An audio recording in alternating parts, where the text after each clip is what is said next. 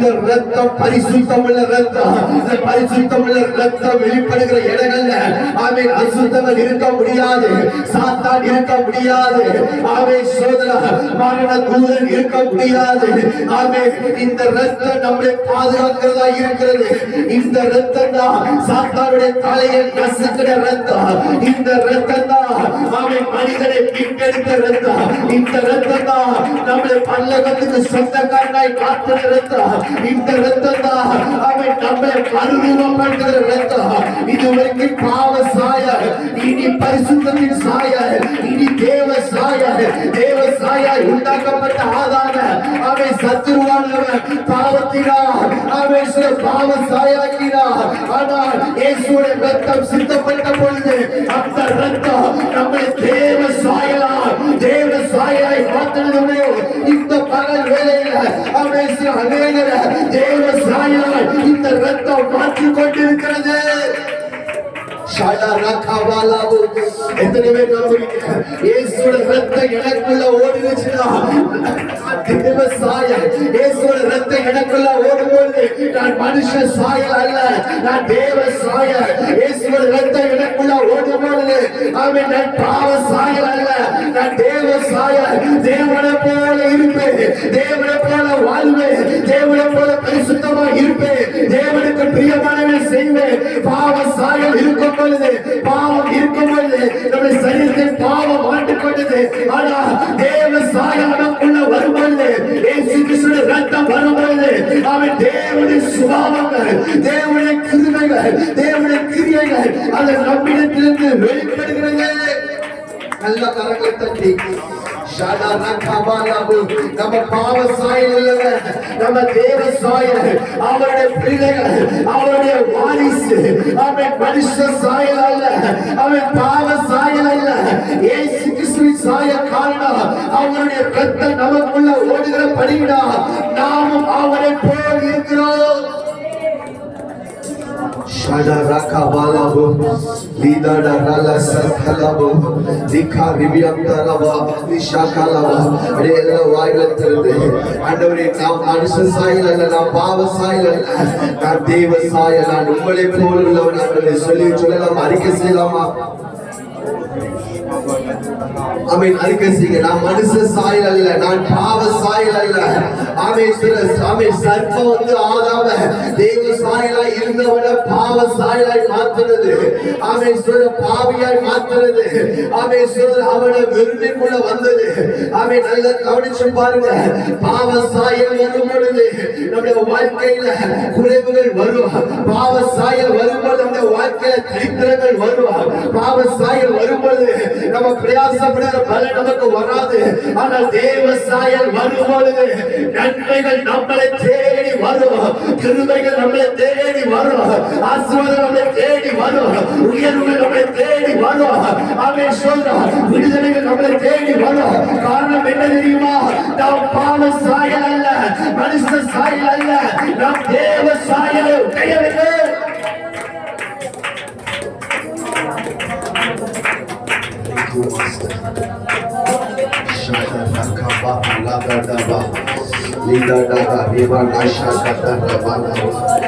Thank you, Jesus. Thank you, Jesus. Thank you, Jesus. Thank you, Jesus.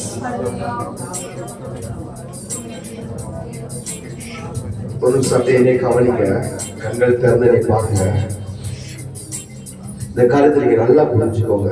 இதுதான் நமக்கு முக்கியமான ஒரு காரியம். இன்னைக்கு ஆண்டவர் சொல்றது என்ன அப்படின்னா, ஆதாமே ஆண்டவர் தேவ சாயல் தேவனுடைய ரூபத்தின்படியும் உண்டாக்கினார்.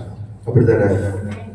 ஆனால் அவன் தேவ சாயல்படி தேவனுடைய ரூபத்தின்படியும் இருந்த பொழுது சர்ப்பம் வந்து என்ன செஞ்சிச்சு அப்படின்னா அவனை பாவம் செய்ய வைத்தது. அவள் பாவம் செய்த பொழுது அவர்கள் தேவ சாயல் என்ன செஞ்சாங்க? இழந்தாங்க. தேவ சாயல் என்ன? தேவனுடைய சாயலின்படியும் அவருடைய ரூபத்தின்படி உண்டாக்கினார். அப்படின்னா அவருடைய சுபாவத்தை, தேவனுடைய சுபாவத்தை அந்த இடத்துல ஆதாம் இழந்து போனான். அல்லேலூயா. தேவனுடைய சுபாவத்தை, என்ன சுபாவம் அப்படின்னா வசனம் சொல்லுகிறது, இயேசு கிறிஸ்து மரண பரியந்தமும், சிலுவை மரண பரியந்தமும் அவர் தன்னை தாழ்த்தினார். அல்லேலூயா. அவர் கீழ்ப்படிந்தார். பிதா சொன்ன வார்த்தைக்கு அவர் என்ன செஞ்சார் அப்படின்னா கீழ்ப்படிந்தார். கடைசி வரைக்கும், அவருடைய மரணம் வரைக்கும் அவர் கீழ்ப்படிந்தார். ஆனால் ஆதாமே என்ன செஞ்சா அப்படின்னா, சத்துருவானவன் கீழ்ப்படியாதபடிக்கு அந்த காரியத்துல அவனை மீற வைத்தான். அவன் மீறின பொழுது அந்த இடத்துல தேவனுடைய சுபாவத்தை அவன் இழந்து போனான். அது வரைக்கும் பாத்தீங்க அப்படின்னா தேவனுடைய சுபாவம் இருக்கிற வரைக்கும் அங்க என்ன நடக்கும் அப்படின்னா, இவன் என்னெல்லாம் சொல்லுதுன்னு அது அப்படியே அந்த இடத்துல உண்டாகிக்கிட்டே இருந்துச்சு. மிருக ஜீவன்களுக்கு என்ன பேர் வைக்கிறானோ அந்த பேரின்படி அதனுடைய சுபாவங்கள் இருக்கும். அவன் எல்லாத்தையும் மனுஷன் ஆண்டு உண்டாக்கி கொண்டு வர்றாரு. அவன் என்ன செய்யறான் அப்படின்னா பெயர் வைக்கிறான். இந்த முழு உலகத்தையும் ஆளுகிற ஒரு அதிகாரம் அவனுக்கு இருந்துச்சு. அல்லேலூயா. எப்ப இருந்துச்சு அப்படின்னா, அவனுக்குள்ள தேவனுடைய சுபாவம், அவன் தேவ சாயலின்படி இருக்கும் பொழுது அவனுக்குள்ள என்ன இருந்துச்சு அப்படின்னா, இந்த முழு உலகத்தையும் ஆளுகிற அதிகாரம் இருந்துச்சு. அல்லேலூயா. ஆனால் அவன் பாவம் செய்து அந்த தேவனுடைய சாயலை அவன் இழந்த பொழுது அந்த அதிகாரத்தை இழந்து போனான். அல்லேலூயா. அதான் நம்ம வாசிக்கிறோம், அவன் நிமித்தம் பூமி என்ன செய்கிறது? சபிக்கப்படுகிறது. அவன் போய் பிரயாசப்படுகிறான். ஆனால் பிரயாசத்தின் பலன் அவனுக்கு கிடைக்கல. அவன் வேர்வை சிந்தி உழைக்கிறான். ஆனால் அவன் செய்யல அப்படின்னா அதுக்கு பலன் கிடைக்கல. ஏன் அப்படின்னா அவன் தேவ சாயலை இழந்ததுனால அவன் செய்கிற காரியங்கள் எல்லாவற்றிலும் அவனுக்கு தோல்வி தோல்வி தோல்வி தோல்வி. ஆனால் பிந்தின ஆதாமாகிய இயேசு கிறிஸ்து என்ன செய்தார் அப்படின்னா, அவர் சிலுவையில கடைசி பரியந்தமும் தன்னுடைய ஜீவனை விடுகிற வரைக்கும் அவர் கீழ்ப்படிந்தார். அல்லேலூயா. அவர் கீழ்ப்படிந்து என்ன செய்தார் அப்படின்னா, அந்த இழந்து போன அந்த தேவ சாயலை மறுபடியும் மனுஷனுக்கு ஏற்படுத்தி கொடுத்தார். அல்லேலூயா. நாம் இயேசு கிறிஸ்துவை விசுவாசிக்கும் பொழுது, அவருடைய இரத்தத்தினால நம்ம கழுவப்படும் பொழுது, இப்ப நமக்குள்ள இருந்த அந்த பாவ சாயல் நம்மளை விட்டு வெளியில போய் நமக்குள்ள என்ன சாயல் வருது அப்படின்னா தேவ சாயல் வருகிறது.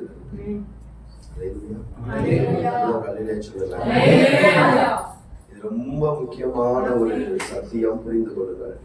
டயாலிசிஸ் பண்ணுவாங்க, பார்த்திருக்கீங்களா? இந்த கையில ரத்தம் யாரும், இந்த கையில ரத்தம் வெளியில போகும்.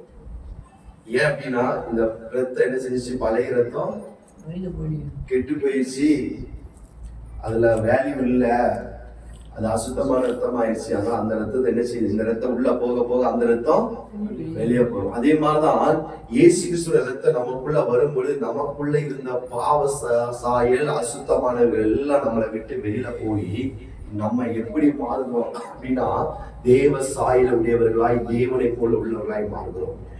அல்லேலூயா. அல்லேலூயா. அப்ப தேவ சாயல் நமக்குள்ள வரும் பொழுது நம்முடைய வாழ்க்கை எப்படி இருக்கும் அப்படின்னா, நாம் அதிகாரம் உடையவர்களாய் மாறுகிறோம்.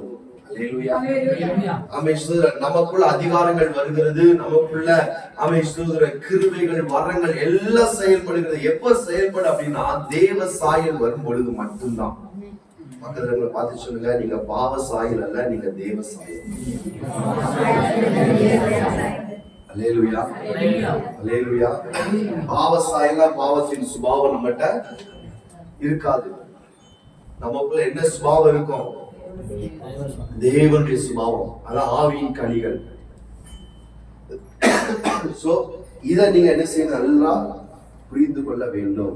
நாம் பாவ சாயல் கனியாக நீங்க ஜெபிக்கும் பொழுது சொல்லணும், ஆண்டவரே நான் உலகத்தானே போல அல்ல, நான் பிரித்தெடுக்கப்பட்டேன்.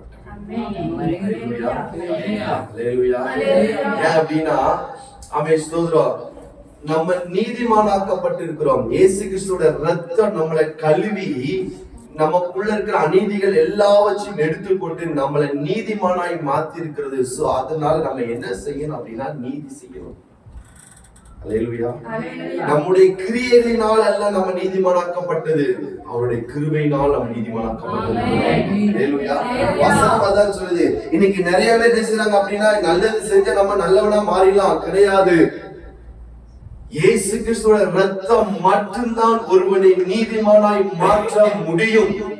ஏன் அப்படின்னா ஒரு மனுஷன் பிறக்கும் பொழுது அவன் பாவத்தில் தான் பிறக்கிறான்.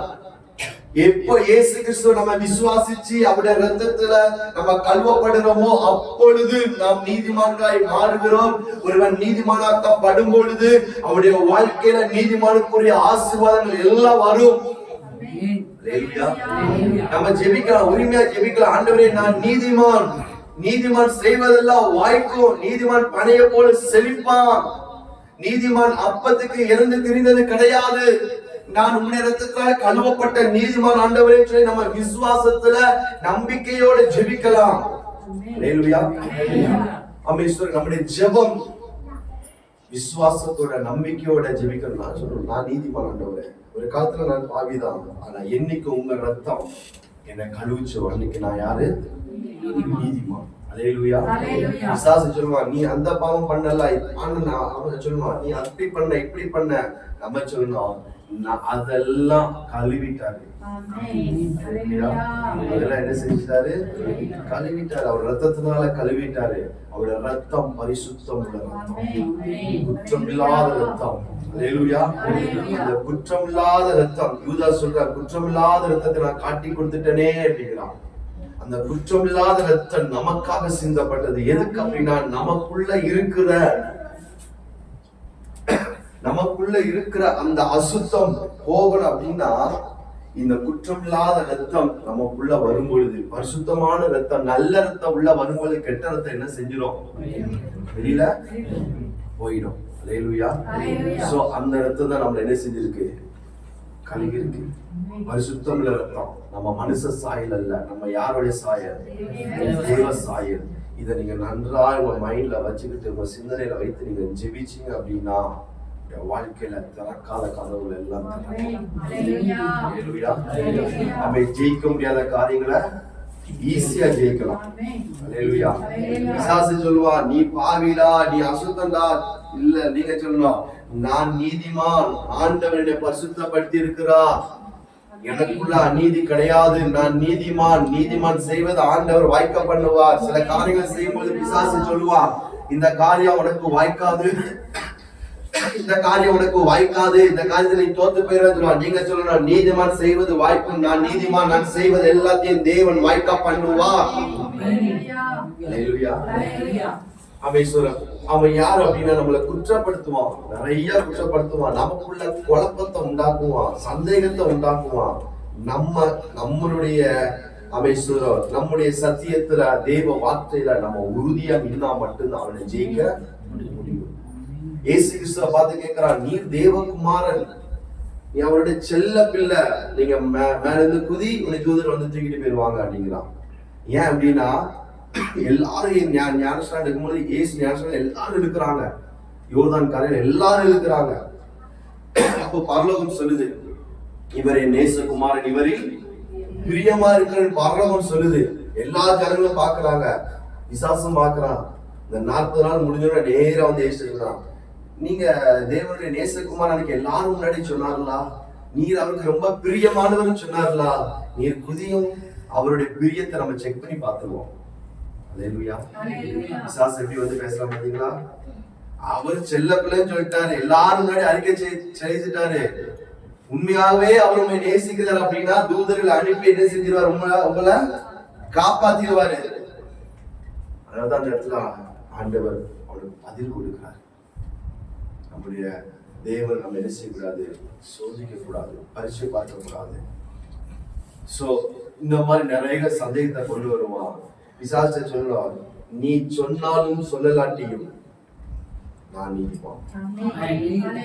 அல்லேலூயா. இயேசு கிறிஸ்துவோட ரத்தம் என்ன செஞ்சிருக்கு? கழுவி இருக்கு.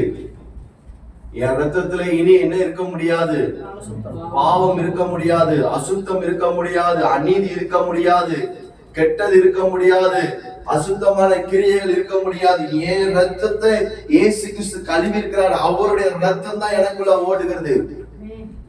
சோ அவருடைய ரத்தம் எனக்குள்ள ஓடும் பொழுது எனக்குள்ள பாவ ரத்தம் இருக்க முடியாது. ஏன் அப்படின்னா பரிசுத்தம் இருக்கிற இடத்துல அசுத்தம் என்ன செய்ய முடியாது, இருக்க முடியாது. வெளிச்சம் இருக்கிற இடத்துல இருள் என்ன செய்ய முடியாது, இருக்க முடியாது. எனக்குள்ள இயேசு கிறிஸ்துவோட ரத்தம் ஓடுகிறது.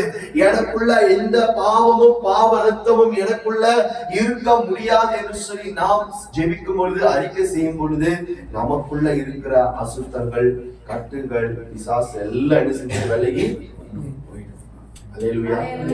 புரிஞ்சிச்சு அவங்களுக்கு.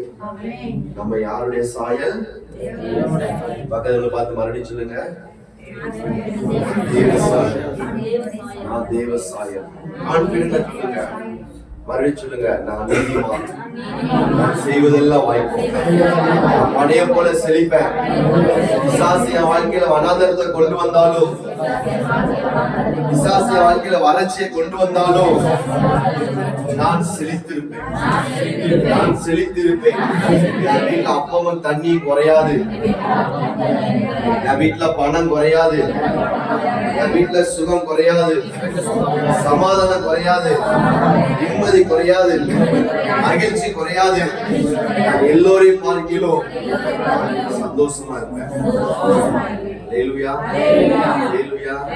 சிலருக்கு சந்தேகம், சிலருக்கு சந்தேகம். நான் சொல்றேங்க, வசனம் சொல்றதுதான் உங்களுக்கு சொல்றேன், வசனம் சொல்றதுதான் உங்களுக்கு சொல்றேன். ஹல்லேலூயா, ஆமென், ஸ்தோத்திரம். எதுக்கு இது சொல்லுது அப்படின்னா, பிசாசு நிப்பான், அவன் அடைச்ச வாசல்கள் எல்லாம் நம்ம அறிக்கை செய்யும் போது தான் திறக்கப்படும்.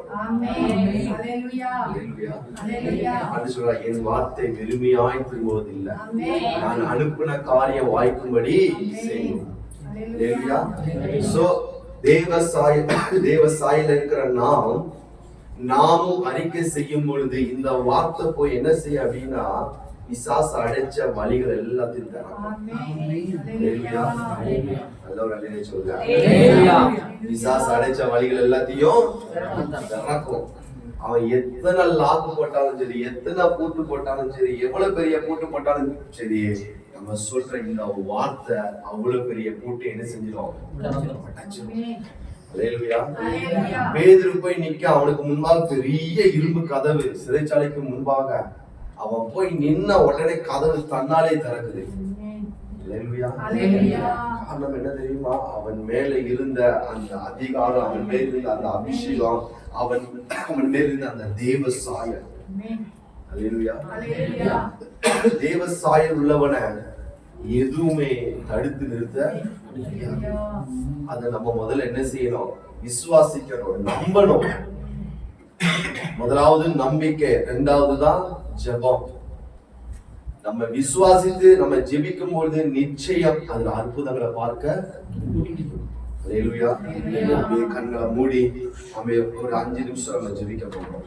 இந்த வார்த்தையை வைத்து, இந்த வார்த்தையை மாத்திரம் வைத்து நீங்க ஜெபம் பண்ணுங்க. ஆண்டவரே, நான் பாவ சாயல் அல்ல.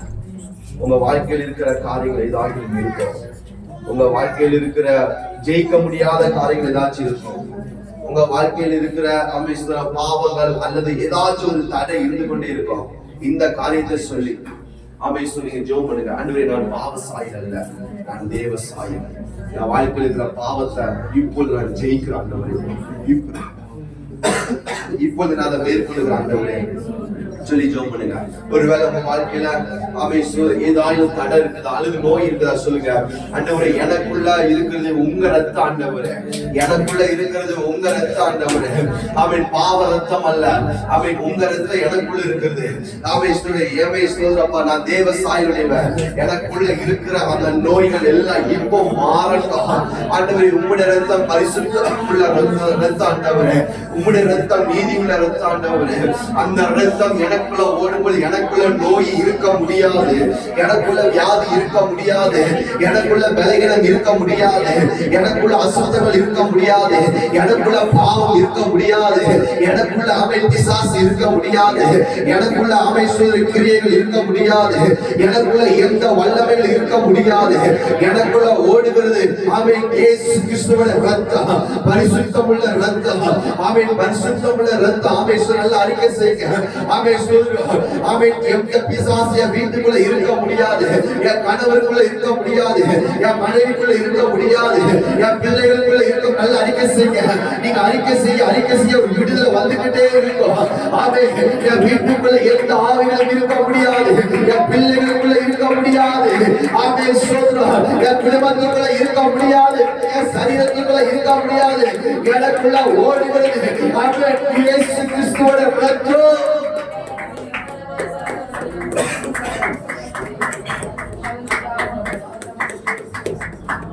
நீங்க ஜெபம் பண்ணுங்க, நீங்க அறிக்கை செஞ்சு ஜெபம் பண்ணுங்க, நல்ல அறிக்கை செஞ்சு ஜெபம் பண்ணுங்க. என் வாழ்க்கையில நீ வறட்சி கிடையாது, என் வாழ்க்கையில நீ தரித்திரம் கிடையாது, என் வாழ்க்கையில நீ வெறுமை கிடையாது, இனி என் வாழ்க்கையில சமாதான கேடு இருக்க முடியாது, என் வாழ்க்கையில நீ துக்கம் இருக்க முடியாது, இனி என் வாழ்க்கையில வேதனை இருக்க முடியாது. காரணம் இயேசு கிறிஸ்துவோட ரத்தம் அது எல்லாவற்றையும் என்னை விட்டு வெளியில எடுத்து போட்டு விட்டது. ஆமென் ஸ்தோத்திரம்.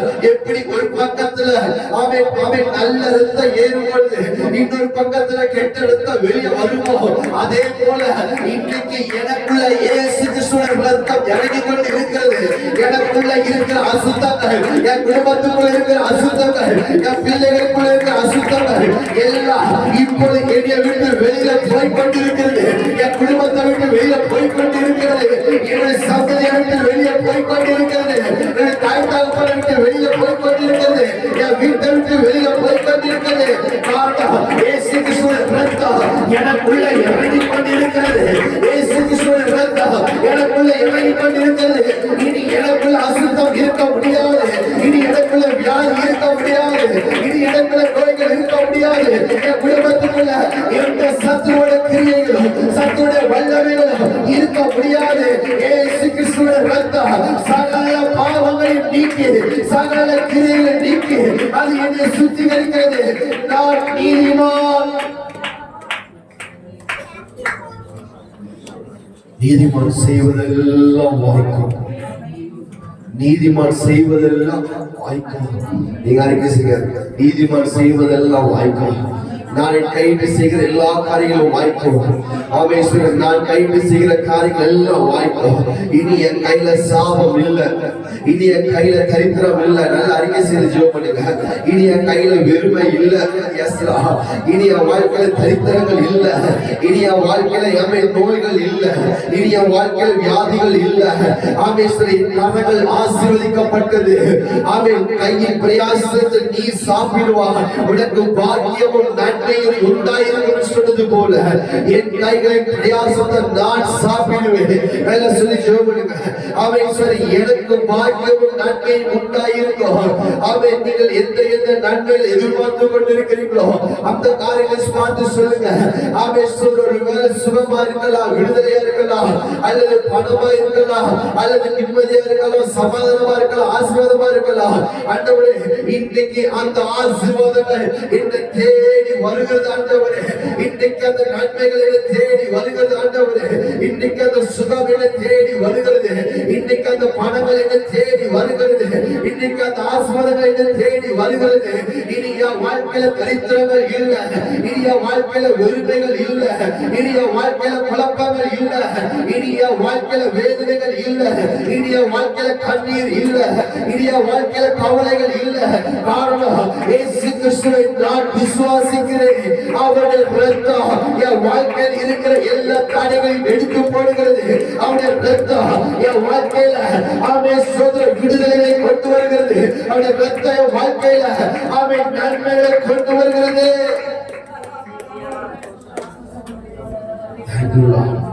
இனி நான் மனுஷ சாயல, நான் தேவ சாயலை உடையவன். நான் தேவ சாயலை உடையவன், மனுஷ சாயல் அல்ல, நான் தேவ சாயலை உடையவன். Thank you master.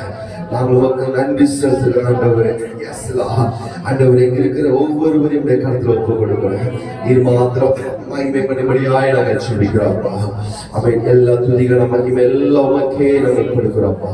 இயேசு கிறிஸ்துவின் நாமத்தில் ஜெபிக்கிறோம் பிதாவே. அப்படி இருக்கிற